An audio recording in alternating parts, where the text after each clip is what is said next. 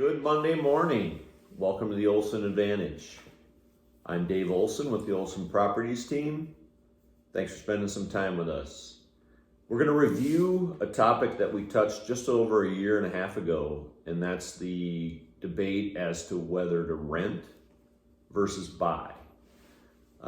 It forever had been very easy to explain as a real estate agent to potential buyers on how to make the argument as to whether it made more sense to own property versus rent property. As long as that gap was $300 to $400 to $500 or more a month, it wasn't too hard to explain. Unfortunately, with the increases in rent, the increase in home price appreciation, and now suddenly the increase in recent interest rates going up, that gap has closed significantly in many price points. However, if your plan is the long game, and that would be at least 3 years to 5 years or longer, it still does make sense to purchase rather than rent and pay someone else's mortgage. And we'd like to explain that by showing you an example. So we're going to use a $430,000 purchase price, which is the median home price sale in Phoenix currently.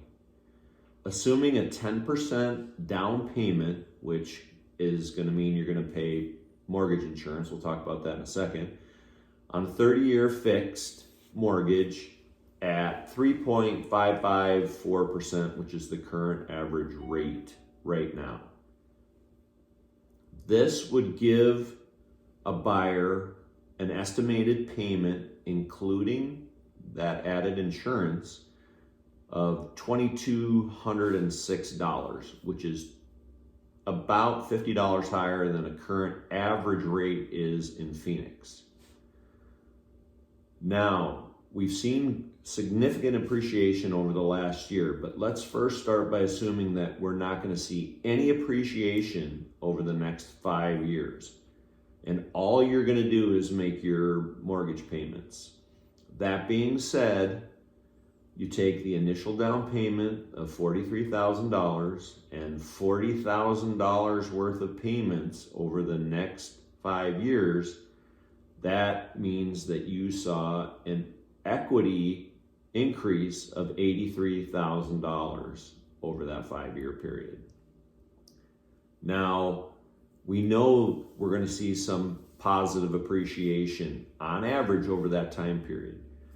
Typical appreciation in Arizona is 4 to 10%. Now, this last year we thought 30%, which was crazy, but we will assume our seasonal or our adjusted average at 7%.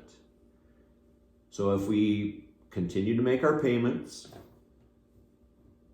see a 7% appreciation over the next 5 years, add the $43,000 down payment and the increase we gained, which is $173,000 from appreciation, that total amount of equity that you would have over 5 years would be $256,000 and a home value at $603,097.24.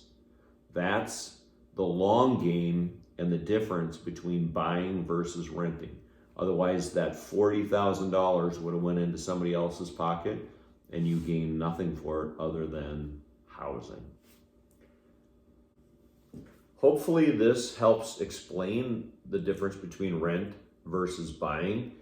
If you have any additional questions about this slide and this video or any of the other information that we've shared, or if you just have questions, know that you can always send the word answers to 59559. That's answers to 59559. I hope this helped and have a great week.